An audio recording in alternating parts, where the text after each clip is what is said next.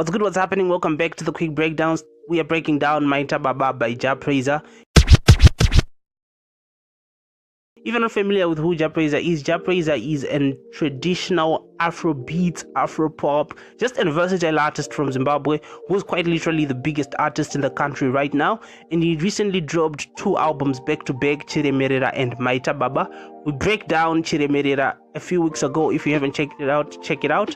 And yeah, man, we are now getting into Maita Baba, which I feel like is the better of the 2 albums.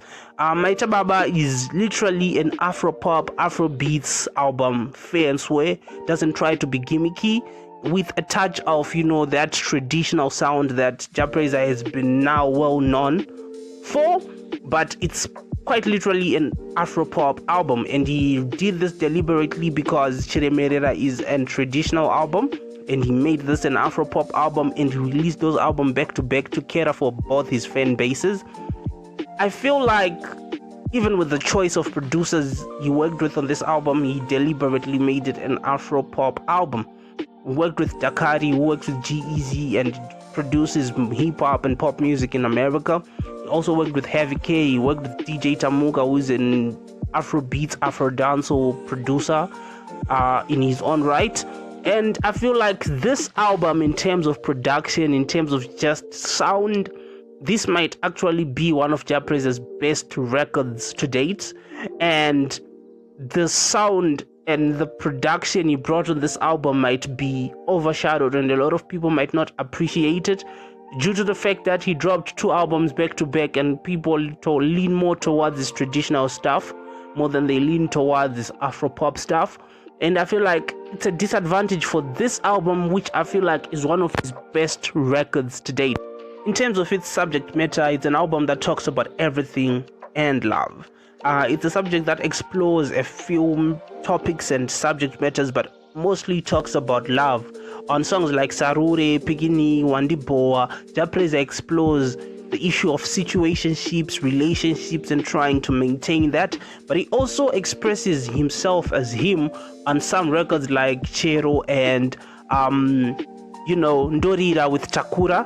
And he continues with this album. In terms of subject matter, is not as coherent, but he somehow finds a way to make it coherent and interesting. It's low-key a very feature-heavy album if you really look at it, because it has a few featured artists but a lot of songs that has a lot of features. He has Shasha on like 3 records, he has Dakari on like 4 records, then there is DJ Tira, then there is Heavy K. And I feel like him putting Shasha on a lot records is deliberate but beautiful, because him and Shasha have a very strong chemistry. Jah Prayzah and Shasha have a very strong chemistry, and Shasha appearing on 3 records is just beautiful, and it doesn't make it too much, and it's just a beautiful chemistry. I feel like Shasha gave most of the records on this album a bit of life, which I really like and commend. The Heavy K record is amazing. Heavy K is a legend, and he brought some beautiful sonics to that record. DJ Tira also. DJ Tira is one of those artists who don't do too much, but just gives life to a record, you know what I'm saying? For me, some of the best songs on the albums are Dorira, Sarure, Pikini, Waleti Kali, Wandiboa. The basics, everyone likes them songs. I'm not going to be that guy who tells you, I like this song, it's deep, and a lot of people are not going to understand it.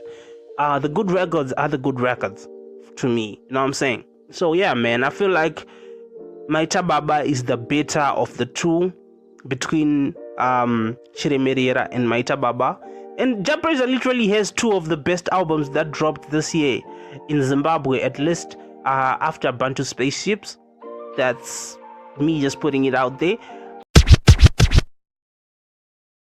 But yeah, man, I feel like Jah Prayzah delivered on both albums, but Maita Baba is the better of the 2 albums. And yeah, if you haven't checked it out, check it out and tell me what you think about it. Danko.